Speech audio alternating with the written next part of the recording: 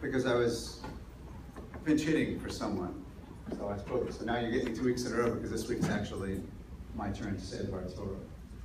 But before I begin the specifics of my Dvar Torah, I want to call your attention to something that happens often in Yaakov's life as it's described in the Torah. It's something you need to watch for really carefully as you're reading the Psukim, because I think it tells us something in general about how to read Sefer Bereshis. Once Yaakov's name is changed to Yisrael, you will notice that sometimes his name Yaakov is used and sometimes his name Yisrael is used. And you have to watch carefully to see which one is being used when, because they have different meanings. Amongst the Mefarshim, there's a debate as to what the meanings are, but generally speaking, Yaakov and Yisrael are different. Now, as an overview of that, I just want to tell you that I think the easiest way for us to think about this whole Yaakov Yisrael thing, before I get into the issues of this week's Sidra, is to just think about it this way. There's two parallel stories going on in the Sefer. Once Yaakov and his family show up on the scene, you have the story of Yaakov and his family. That's simply the story of the people involved in Yaakov and his family. And it's a family drama. There's lots of stuff in that story that we need to learn from in terms of how to or how not to get along with each other. That's the Yaakov piece. But besides there being just a regular family, this is also the beginning of the destiny of Bnei Yisrael, Bnei Yisrael.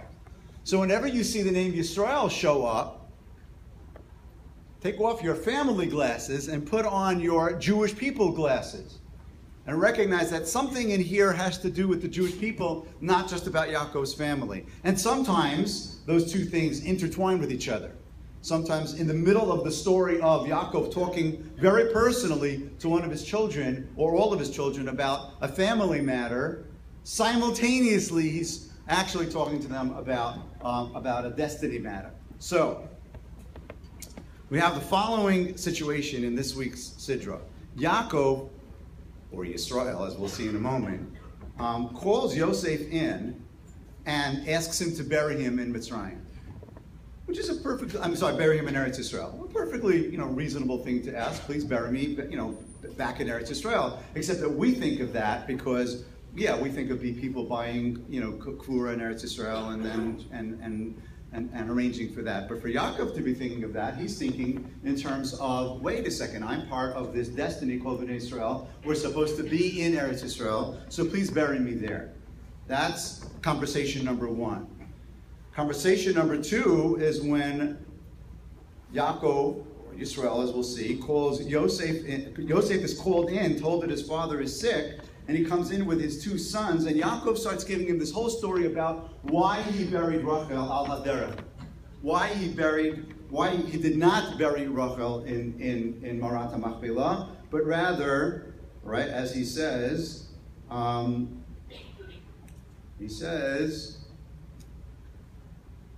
b'voim mipadan met alai Rachel b'eretz Kenan b'derech v'od kibrat eretz lavo Efrata v'akber Hashem b'derech Efrat he Beit Lachem. So Rachel is buried in Beit Lachem. Wherever you define it, there's all kinds of debates about exactly where Rachel is. There's one opinion that says it's where we think it is. There's another opinion that says that it's much further away than that. But that's a completely separate conversation. And these are the two conversations that Yaakov has with Yosef. Okay, now if you take a look carefully at the words, this is what you end up with. Vayichi Yaakov be'eretz Mitzrayim shva asrei shana. Yaakov, family man, lives with his family for 17 years. Finally, Vayichi Yaakov, he's finally alive again because he's with his family. This is great. Everybody's back together again.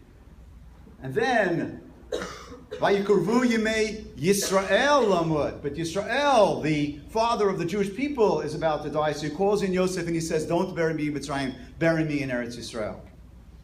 And then, a little after that, it says, Yosef, your father is sick. So they tell Yaakov that Yosef is coming in with his children. With Yosef is coming in. Vayitchazek Yisrael. So Yisrael strengthens himself and he sits up in bed. And then Yaakov says to Yosef, oh my gosh, I want to explain to you why I buried your mother in Beit Lechem instead of burying her in Marat Machpelah. Why does it keep switching back from Yaakov to Yosef? Because there's two stories going on here. There's the Yaakov story, talking to his son, and there's the Yisrael story, talking to the nation. And this is what I believe is bothering Yaakov in this entire parsha. You have to go back, actually, to last week, the very last pasuk of last week's Sidra, where in the very last pasuk says, Vayeshev Yisrael be'eretz Mitzrayim be'eretz Goshen. The nation lives in Mitzrayim in Goshen. Vaye'achazu ba, and they are grabbed by it. Vayifru vayirbu ma'od, and they grow by leaps and bounds. They are grabbed by their country. They go into Gullus. This is going to sound really familiar. They go into Gullus. Everything is going really well for them. They're being treated royally. Literally, they're being treated royally. The nation settles in the place that they were given, that they have their little place where the Jews can hang out. And everything is going really beautiful. So what happens, as has happened, as we know so many times in Jewish history, we settle in. Everything's good. This is a great place to live. Oh, the Eretz Yisrael, Eretz Canaan thing, receding, distant memory. So on a family level, Vayechi Yaakov is happy to be with his children.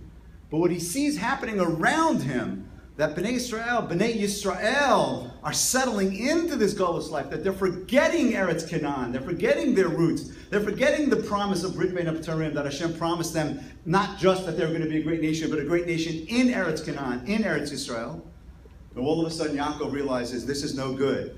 Vayikruvu Yemei Yisrael Amut. So Yisrael says, oh my gosh, soon I'm going to die. How do I keep them connected to Eretz Canaan? Step one, bury me in Eretz Canaan, so that you always feel like you have that connection back there. And then step two, to talk to Yosef and say, destiny, we are going to be in Gullus. And some of those Gullus are going to be hard, and some of those Gullus are going to be good. We're going to live in a benevolent country, in a nation that fundamentally respects our right to be who we are. And we're going to get stuck there. And so Yaakov says, there's a person buried not in Marat Machpelah, buried in Beit Lechem, crying al baneha, waiting for her children to return home. That's why this is not Yaakov speaking to Yosef as his father. He is also speaking to him as his father. I'm really sorry that your mother, my beloved wife, isn't buried in Marat Machpelah. But there's another comment that Yaakov is making to them. He's saying to Yosef, don't forget, we're in Gullus. As good as this is, don't forget. Mama Rachel is crying, waiting for her children to come home.